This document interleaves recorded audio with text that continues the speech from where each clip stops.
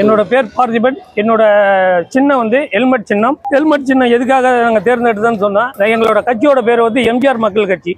அந்த சிம்பிள் லிஸ்ட்டில் பார்த்தீங்கன்னா தலைவரோட தொப்பி இல்லாதனால ஹெல்மெட்டை நாங்கள் தலைக்கவசத்தை சிம்பிளாக தேர்ந்தெடுத்திருக்கிறேன். அதே மாதிரி என்னோட சிம்பிள் பார்த்தீங்கன்னா வரிசையில் வந்து 7ஆம் நம்பர் வரிசை என்னோட நம்பர். அதை சைதை தொகுதி மக்கள் கூர்ந்து கவனிச்சு தயவு செஞ்சு எனக்கு ஓட்டு நீங்கள் போடுறத விட ஓட்டை வந்து எனக்கு பிச்சையாக போட்டீங்கன்னா என்னோட வாழ்நாள் முழுவதும் உங்களுக்கு சேவை செய்ய நான் தயாராகிறேன். அதுக்கு நீங்கள் எனக்கு உத்தரவு கொடுங்க. எம்ஜிஆர் மக்கள் கட்சியின் தலைவர், எம்ஜிஆரால் வளர்க்கப்பட்ட தொண்டன், எம்ஜிஆர் மக்கள் கட்சியின் தலைவர்.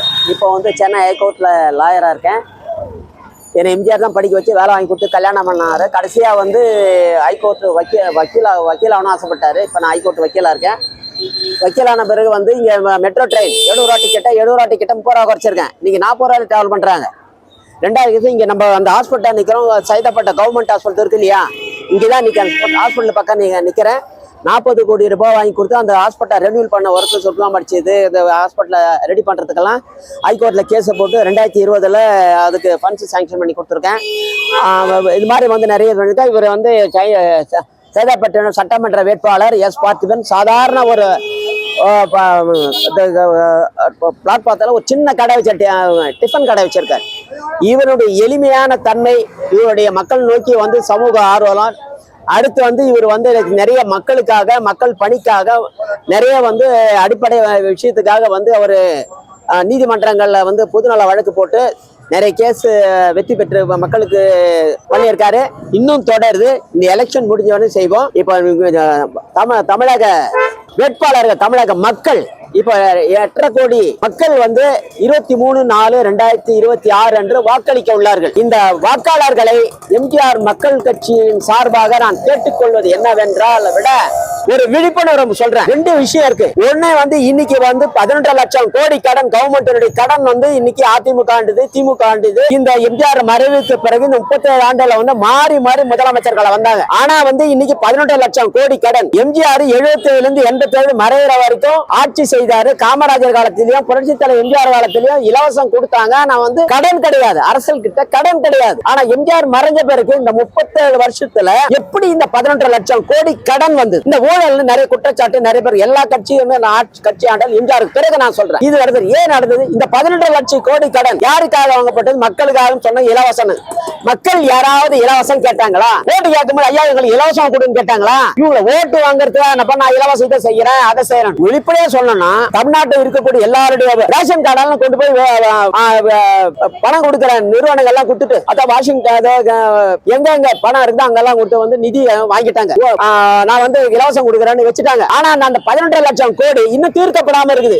ஆனா முக்கியமான அம்சம் என்னன்னா திமுக இருக்குது, அதிமுக இருக்குது, விஜய் கட்சி வந்திருக்கு, சீமான் இருக்காங்க, 4 முனை போட்டின்றாங்க. இந்த 18 லட்சம் கோடி கடனை இந்த அரசியல் கட்சி இப்ப இருக்கிற அந்த தலைவர் நாம 4 முனை போட்டி யாராவது 18 லட்சம் கோடி கடனை கொடுத்துறோம் சொல்ல. ஆனா நாங்க எலெக்ஷன் டேட் அனௌன்ஸ் பண்ண 6 மாசம் சொல்ல அந்த 18 லட்சம் கோடி யாரோப்பட்ட கடன் எம்ஜிஆர் மக்கள் கட்சி கொடுத்துறோம் நாங்க வாக்குறுதி முதல்ல. ஆனா விஜய் இதை பத்தி வாய்த்தா இருக்கல, திமுக இதை பத்தி வாய்த்தா இருக்கல, அதிமுக இதை பத்தி வாய்த்தா இருக்கல, சீமான் பத்தி இருக்கல. அப்ப இந்த கடனை எல்லா இலவசம் வாங்கி கொடுத்தா அந்த கடனை யார் திருப்பி கொடுக்குறாங்க? இது என்னோட கேள்வி. இந்த கேள்வி கேட்டீங்கன்னா யாருமே வந்து கேட்க மாட்டாங்க, யாருமே கேட்க மாட்டாங்க. இதுல இன்னொரு விஷயம் என்னன்னு கேட்டா, இப்ப எம்எல்ஏ தேர்ந்தெடுக்கிற 5 வருஷம் இருக்காரு. அந்த 5 வருஷத்துல மேம்பாட்டு நிதி வருஷத்துக்கு 5 கோடி தராங்க. அப்ப 5 வருஷம்னாக்கா 25 கோடி. அந்த எம்எல்ஏ வந்து ரோடு போனாரா, இல்ல வந்து காவா கட்டினாரா, இல்ல பள்ளிக்கூடம் கட்டினாரா, என்ன செஞ்சாரு? அந்த 25 கோடி எங்க? மக்கள் கட்சி சார்பா சைதை தொகுதி மக்களுக்கு நீங்க கொடுக்கக்கூடிய வாக்குறுதி என்ன? வாக்குறுதி வந்து அடிப்படை வசதிகள். சைதை தொகுதி வேட்பாளராக போட்டியிடக்கூடிய எஸ் பார்த்திபன் ஆகிய என்னுடைய சைதை தொகுதி மக்களுக்கு வாக்குறுதிகள். இதுவரையில ஏடிஎம்கே டிஎம்கே 12 முறை ஆட்சி அமைச்சிருக்காங்க. ஆனா எல்லாமே இலவச திட்டங்கள் கொடுத்து மக்கள் கிட்ட ஓட்டை வந்து பிச்சா வாங்கிட்டு கடைசியில அந்த ஒரு நாள் மட்டும்தான் அவங்கள்ட்ட ஓட்டை பிச்சா வாங்குறாங்க.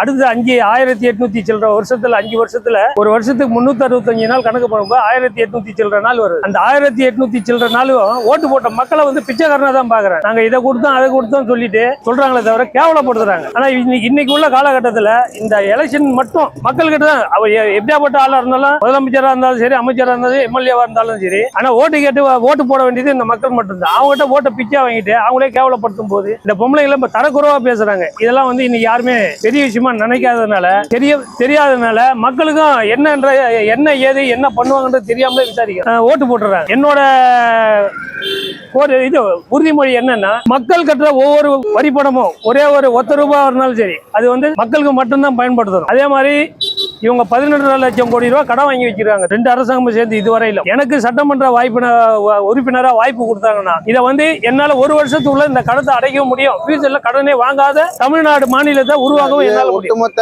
மாநிலம் வாங்கின கடன் தான் 11 லட்சம் கோடி. ஒரு தனிப்பட்ட ஒரு சட்டமன்ற உறுப்பினரா எப்படி அதுக்கு ஒரு சில வழிமுறைகள் எல்லாம் இருக்குது. அந்த வழிமுறைகளை இப்ப சொல்றேன். நம்ம தமிழ்நாட்டுல பதிவு செய்யற வாகனங்கள் இருக்கு இல்லையா, 2 சக்கர வாகனம், 3 சக்கர வாகனம், 4 சக்கர வாகனம் எல்லாமே. ஒவ்வொரு வாகனத்துக்கு இன்சூரன்ஸ் பாத்தீங்கன்னா குறைஞ்சபட்சம் 2 வீலருக்குலாம் 1000 ரூபாய், அதுக்கு கம்மி எந்த இன்சூரன்ஸுமே கிடையாது. ஆட்டோவுக்கு 4000 5000 ரூபாய், காருக்கு பார்த்தீங்கன்னா 15000 20000 ரூபாய். எந்த முட்டாளாவது இன்சூரன்ஸ் கட்டிட்டு ஆக்சிடென்ட் விபத்து ஏற்படுத்திக்கணும். அப்ப விபத்து ஏற்படுத்தாத போது அந்த ஒரு வருஷம் கட்டின இன்சூரன்ஸ் போனா ஒரு தனியார் துறை கிட்ட தான் போய் முதலீடா போய் சேர்ந்துரு. இந்த திட்டத்தை தமிழ்நாடு வருவாய்த்துறை மூலமா கொண்டு வந்துட்டா இந்த கட்டுற இன்சூரன்ஸ் போனா தமிழ்நாட்டு வருவாய்த்துறைக்கே வந்து சேரும். இப்ப தனிநபர்கிட்ட போறதை வந்து தடுக்கிறதுக்கு என்னால முடியும். இதுக்கு நாம முயற்சி பண்ணணும் அப்படின்னு சொன்னா சட்டசபையில நான் மெம்பரா இருந்தா மட்டும்தான் அது தீர்மானமா கொண்டு வர முடியும். இதுக்கு பொதுமக்கள் தான் எனக்கு வாய்ப்பு கொடுக்கணும். இந்த மாதிரி பல திட்டங்கள்லாம் இருக்கு. அந்த பல திட்டங்களால வச்சு இவங்க வாங்கி வச்சிருக்க கடத்தை ஒரு வருஷத்தால என்னால அடைக்க முடியும். மக்கள்கிட்ட வரவேற்பு எப்படின்னா இருக்கு? பிரச்சாரத்துக்கு போகும்போது வரவேற்பு எப்படி இருக்கு? நேத்திக்கு 85 வயசுக்கு மேற்பட்டவங்க வாக்கு போட்டுருக்காங்க. அந்த வாக்காளர் போட்டு ஒரு 500 சில்லற பேர் ஓட்டு போட்டுருக்காங்க. அதுல வந்து ஒரு 35 பேருக்கு கிட்ட எனக்கு வாக்கு போட்டுருக்க ஒரு தகவல் சொன்னாங்க. அது உண்மையா பொய்யான்னு கூட தெரியாது. எங்களோட முயற்சி தான் இது. ஏன்னா இது இருக்கும் பாத்தீங்கன்னா ஏடிஎம்கே டிஎம்கே எல்லாம் நிறைய வாக்குறுதி எல்லாம் கொடுத்துருக்காங்க. ஒரு வாக்குறுதிகளும் செயல்படுத்தல, பண்ணவும் முடியாது. இப்ப இந்த முறை வந்து தேர்தல் அறிக்கையில பாத்தீங்கன்னா வளர்ச்சி திட்டங்கள் பத்தி யாருமே பேசல. எல்லாருமே இலவசங்களை பற்றி மட்டும் தான் சொல்றாங்க. அப்ப இந்த பிரதான அரசியல் கட்சிகளே வந்து ஒரு வளர்ச்சி திட்டங்களை பத்தி பேசல அப்படின்றது எதை காட்டுகிறது? அவங்களுக்கு வளர்ச்சினா என்னன்னே தெரியாது. அவங்களோட வளர்ச்சி வந்து மக்கள்கிட்ட இருந்து பணத்தை கொள்ளடிக்கிறது தான். அவங்களோட வளர்ச்சி தான் பாக்குறாங்க, நாட்டோட வளர்ச்சி பார்க்கல.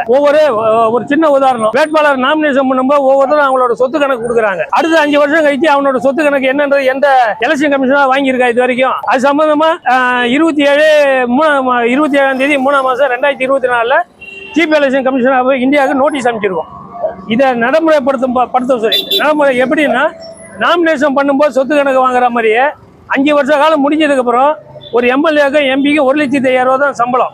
அப்ப அந்த 60 மாசம் எம்எல்ஏவோ எம்பியா இருக்கும் பட்சத்துல அவங்கள்ட்ட அதிகபட்சமா இருக்க வேண்டிய வருமானம் 63 லட்சம் ரூபா தான். பழைய உள்ள கணக்கையும் இவங்களோட இப்ப கொடுக்குற கணக்கையும் டேலி பண்ணி பாருங்க. கிட்டயோ அல்லது மாநில ஆளுநர்கிட்டயோ இவங்க சப்மிட் பண்ணணும். ஏன்னா எலெக்ஷன் டியூட்டியில மட்டும்தான் ரிட்டர்னிங் ஆஃபீஸரோட வேலை. எலெக்ஷன் முடிஞ்சோன்னா அவரோட ரோல் முடிஞ்சு போயிடும். அதுக்கப்புறம் இவங்களை கட்டுப்படுத்தக்கூடிய அதிகாரம் பெற்றவங்க சட்டமன்ற செயலாளர் மட்டும்தான். அதே மாதிரி சட்டமன்றம் நடக்கிற போது ஒரு தீர்மானம் போட்டு கெசட்ல ஏத்துறாங்க. அதுக்கு நீங்க எப்படி போட்டாலும் எந்த வகையான தீர்மானம் போட்டாலும் அதுக்கு பரிந்துரை பண்ணி மத்திய அரசாங்கத்துக்கு நிதி வாங்கி கொடுக்க வேண்டிய அத்தாரிட்டி வந்து மாநில கவர்னர் தான். ஆனா அவங்க கடந்த 5 வருஷத்துல வந்து அந்த ஆளுநருக்கு என்ன மரியாதை கொடுத்தாங்க இந்த அரசாங்கம்? வாடா போடான்ற பேசுற அளவுக்கு கை நீட்டி அடிக்கிற அளவுக்குலாம் போனாங்க. அப்போ ஒரு ஆளுநருக்கே இந்த பாதுகாப்பு எல்லாம் இருக்கும்போது ஓட்டு போட்ட மக்களுக்கு எப்படி பாதுகாப்பு இருக்கும்? வெற்றி வாய்ப்பு எப்படி இருக்கு உங்களுக்கு? நாங்க இப்பதான் முயற்சி பண்றோம். வெற்றி வாய்ப்புன்றது எலெக்ஷன் முடிஞ்சாதான் தெரியும். நாங்க எவ்வளவு ஓட்டு வாங்குறது, ஓட்டு மக்கள் போட்டாலும் சரி போடலன்னா எங்களோட பணியை நாங்க செஞ்சுக்கிட்டே இருப்போம். இது வரைக்கும் 58 பொதுநல வழக்கு போட்டிருக்கோம். அந்த 58 பொதுநல வழக்குல மா சுப்பிரமணியம் நில பதிப்பு வழக்கு அதுவும் நான் போட்டது தான். டிடிவி தினகரன் பெறா வழக்குல 28 கோடி ரூபாய் ஃபைன் கட்டாம ஏமாத்தினாரு. அந்த வழக்கையும் நான் தான் 2024 ரீஓபன் பண்ணி அந்த வழக்குலையும் நான் தான் உத்தரவு வாங்கியிருக்கேன்.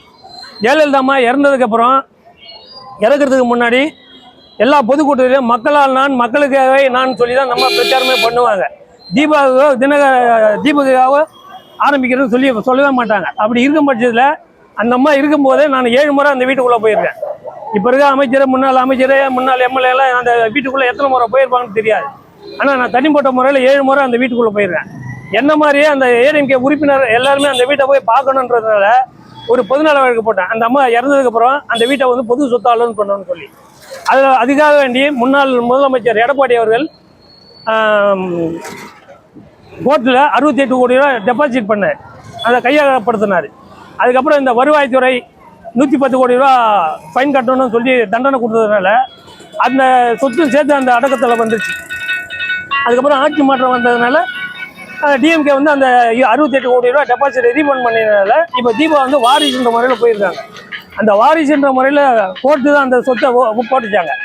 அதுக்காக வேண்டி வருவாய்த்துறைக்கு இந்த அம்மா வந்து 35 கோடி ரூபா கட்டணும்னு சொல்லி ஒரு அமலாக்கத்துறைக்கு கட்டணும்னு சொல்லி ஒரு வழக்கு பெண்டிங் இருக்கு. அந்த 35 கோடி ரூபாயை தீபா கிட்ட வசூல் பண்ணணும்னு சொல்லி என்னோட சைடில் நான் பர்சனலாக வருவாய்த்துறைக்கு நோட்டீஸ் கொடுத்துருக்காங்க. என்னோட பேர் பார்த்திபன். என்னோட சின்னம் வந்து ஹெல்மெட் சின்னம். ஹெல்மெட் சின்னம் எதுக்காக நாங்கள் தேர்ந்தெடுத்தோன்னு சொன்னால் எங்களோட கட்சியோட பேர் வந்து எம்ஜிஆர் மக்கள் கட்சி. அந்த சிம்பிள் லிஸ்ட்டில் பார்த்தீங்கன்னா தலைவரோட தொப்பி இல்லாதனால ஹெல்மெட்டை நாங்கள் தலைக்கவசத்தை சிம்பிளாக தேர்ந்தெடுத்திருக்கிறேன். அதே மாதிரி என்னோட சிம்பிள் பார்த்தீங்கன்னா வரிசையில் வந்து 7ஆம் நம்பர் வரிசை என்னோட நம்பர். அதை சைதை தொகுதி மக்கள் கூர்ந்து கவனித்து தயவு செஞ்சு எனக்கு ஓட்டு போட்டு ஓட்டு நீங்கள் போடுறத விட ஓட்டை வந்து எனக்கு பிச்சையாக போட்டீங்கன்னா என்னோட வாழ்நாள் முழுவதும் உங்களுக்கு சேவை செய்ய நான் தயாராகிறேன். அதுக்கு நீங்கள் எனக்கு உத்தரவு கொடுங்க.